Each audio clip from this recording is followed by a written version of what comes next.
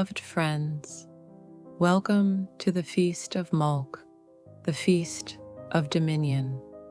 In the Baha'i teachings, dominion does not mean control over others or attachment to power. Rather, it points to the divine dominion of God, whose authority sustains all creation and whose purpose is the unity and advancement of humankind.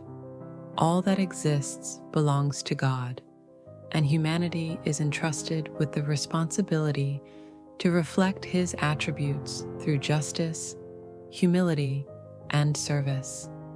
Bahá'u'lláh reminds us that worldly dominion is fleeting, while spiritual dominion endures. True dominion is expressed through self-mastery, obedience to divine guidance, and the willingness to place the needs of others before our own.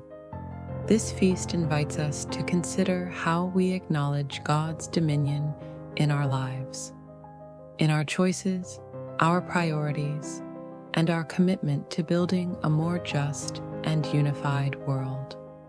As we gather this evening, may we deepen our understanding of divine authority, renew our devotion to God's will, and strengthen our resolve to serve humanity with sincerity and love. O thou Lord of the kingdom, dominion belongeth unto thee alone, and all things are sustained by thy power. We turn our hearts toward thee in humility and devotion, seeking thy guidance and grace. Assist us to recognize thy authority in our lives and to act as faithful stewards of thy trust. Detach our hearts from fleeting things and adorn our souls with the virtues of justice, humility, and service. Make this gathering a means of unity, illumination, and spiritual growth. Verily, thou art the all-powerful, the all-merciful.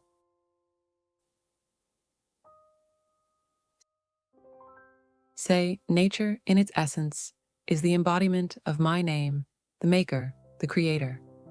Its manifestations are diversified by varying causes, and in this diversity there are signs for men of discernment. Nature is God's will, and is its expression in and through the contingent world.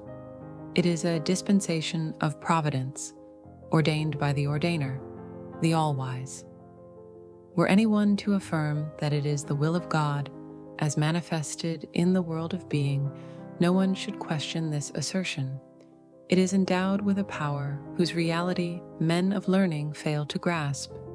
Indeed, a man of insight can perceive naught therein, save the effulgent splendor of our name, the Creator. Say, this is an existence which knoweth no decay, and nature itself is lost in bewilderment before its revelations, its compelling evidences, and its effulgent glory, which have encompassed the universe. Bahá'u'lláh, Tablets of Bahá'u'lláh, page 142. It is evident, therefore, that man is ruler over nature's sphere and province. Nature is inert, man is progressive. Nature has no consciousness, man is endowed with it. Natu nature is without volition and acts perforce, whereas man possesses a mighty will. Nature is incapable of discovering mysteries or realities, whereas man is especially fitted to do so. Nature is not in touch with the realm of God. Man is attuned to its evidences. Nature is uninformed of God. Man is conscious of Him. Man acquires divine virtues. Nature is denied them. Man can voluntarily discontinue vices. Nature has no power to modify the influence of its instincts. Altogether, it is evident that man is more noble and superior, that in him there is an ideal power surpassing nature. He has consciousness, volition, memory, intelligent power, divine attributes, and virtues of which nature is completely deprived and bereft. Therefore, man is higher and nobler by reason of the ideal and heavenly force, latent and manifest in him. Abdu'l-Bahá, Promulgation of Universal Peace, page 178. That one indeed is a man who, today, dedicateth himself to the service of the entire human race. The great being saith, "Blessed and happy is he that ariseth to promote the best interests of the peoples and kindreds of the earth." In another passage, he hath proclaimed, "It is not for him to pride himself who loveth his own country, but rather for him who loveth the whole world. The earth is but one country, and mankind its citizens." Bahá'u'lláh, Tablets of Bahá'u'lláh, page 167. However, until material achievements, physical accomplishments, and human virtues are reinforced by spiritual perfections, luminous qualities and characteristics of mercy, no fruit or result shall issue therefrom, nor will the happiness of the world of humanity, which is the ultimate aim, be attained. For although, on the one hand, material achievements and the development of the physical world produce prosperity, which exquisitely manifests its intended aims, on the other hand, dangers, severe calamities, and violent afflictions are imminent. Consequently, when thou lookest at the orderly pattern of kingdoms, cities, and villages, with the attractiveness of their adornments, the freshness of their natural resources, the refinement of their appliances, the ease of their means of travel, the extent of knowledge available about the world of nature, the great inventions, the colossal enterprises, the noble discoveries and scientific researches, thou wouldst conclude that civilization conduceth to the happiness and the progress of the human world. Yet shouldst thou turn thine eye to the discovery of destructive and infernal machines, to the development of forces of demolition, and the invention of fiery implements which uproot the tree of life, it would become evident and manifest unto thee that civilization is conjoined with barbarism. Progress and barbarism go hand in hand unless material civilization be confirmed by divine guidance, by the revelations of the All-Merciful, and by godly virtues, and be reinforced by spiritual conduct, by the ideals of the kingdom, and by the outpourings of the realm of might. Abdu'l-Bahá, Selections from the Writings of Abdu'l-Bahá, pages 283 to 284. The spirit of man is a circumambient power that encompasseth the realities of all things. Whatsoever thou dost see about thee, wondrous products of human workmanship, inventions, discoveries, and like evidences, each one of these was once a secret, hidden away in the realm of the unknown. The human spirit laid that secret bare, and drew it forth from the unseen into the visible world. There is, for example, the power of steam, and photography, and the phonograph, and wireless telegraphy, and advances in mathematics. Each and every one of these was once a mystery, a closely guarded secret, yet the human spirit unraveled these secrets and brought them out of the invisible into the light of day. Thus is it clear that the human spirit is an all-encompassing power that exerteth its dominion over the inner essences of all created things, uncovering the well-kept mysteries of the phenomenal world. Abdu'l-Bahá, Selections from the Writings of Abdu'l-Bahá, pages 169 to 170. Were one to observe with an eye that discovereth the realities of all things, it would become clear that the greatest relationship that bindeth the world of being together lieth in the range of created things themselves, and that cooperation, mutual aid, and reciprocity are essential characteristics in the unified body of the world of being, inasmuch as all created things are closely related together, and each is influenced by the other, or deriveth benefit therefrom, either directly or indirectly. Consider, for instance, how one group of created things constituteth the vegetable kingdom, and another the animal kingdom. Each of these two maketh use of certain elements in the air on which its own life dependeth, while each increaseth the quantity of such elements as are essential for the life of the other. In other words, the growth and development of the vegetable world is impossible without the existence of the animal kingdom, and the maintenance of animal life is inconceivable without the cooperation of the vegetable kingdom.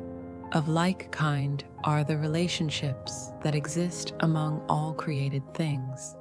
Hence it was stated that cooperation and reciprocity are essential properties which are inherent in the unified system of the world of existence, and without which the entire creation would be reduced to nothingness. Abdu'l-Bahá, Huququllah, page 509. The earth is in motion and growth. The mountains, hills, and prairies are green and pleasant. The bounty is overflowing, the mercy universal. The rain is descending from the cloud of mercy. The brilliant sun is shining. The full moon is ornamenting the horizon of ether. The great ocean tide is flooding every little stream. The gifts are successive, the favors consecutive, and the refreshing breeze is blowing, wafting the fragrant perfume of the blossoms. Boundless treasure is in the hand of the King of Kings. Lift the hem of thy garment in order to receive it. Abdu'l-Bahá, Baha'i World Faith, page 351. The purpose and object of schools, colleges, and universities is to educate man, and thereby rescue and redeem him from the exigencies and defects of nature, and to awaken within him the capability of controlling and appropriating nature's bounties. If we should relegate this plot of ground to its natural state, allow it to return to its original condition, it would become a field of thorns and useless weeds. But by cultivation, it will become fertile soil, yielding a harvest.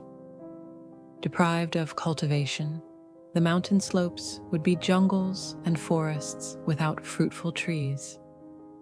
The gardens bring forth fruits and flowers in proportion to the care and tillage bestowed upon them by the gardener. Therefore, it is not intended that the world of humanity should be left to its natural state. It is in need of the education divinely provided for it. The holy heavenly manifestations of God have been the teachers. They are the divine gardeners who transform the jungles of human nature into fruitful orchards and make the thorny places blossom as the rose. It is evident then that the intended and especial function of man is to rescue and redeem himself from the inherent defects of nature and become qualified with the ideal virtues of divinity. Abdu'l-Bahá, Promulgation of Universal Peace, page 353. Every man of discernment, while walking upon the earth, feeleth indeed abashed, inasmuch as he is fully aware that the thing which is the source of his prosperity, his wealth, his might, his exaltation, his advancement and power is, as ordained by God, the very earth which is trodden beneath the feet of all men. There can be no doubt that whoever is cognizant of this truth is cleansed and sanctified from all pride, arrogance, and vainglory. Whatever hath been said hath come from God. Unto this he verily hath borne, and beareth now witness. And he, in truth, is the all-knowing, the all-informed. Bahá'u'lláh, Epistle to the Son of the Wolf, page 44. As we conclude the Feast of Mulk, let us carry with us the understanding that true dominion belongs to God alone. May we remember that our highest calling is not to rule, but to serve, not to possess, but to give, and not to seek control, but to align our will with the divine purpose. As we move forward into the days ahead, may the spirit of this feast inspire us to exercise self-mastery, act with justice and compassion, and contribute to the establishment of unity and peace. May our lives reflect the spiritual dominion of love and truth, and may we strive each day to be worthy stewards of the trust God has placed in our hands. Thank you, beloved friends, for sharing in this sacred gathering. May the blessings of this feast remain with you and guide you in faith and service.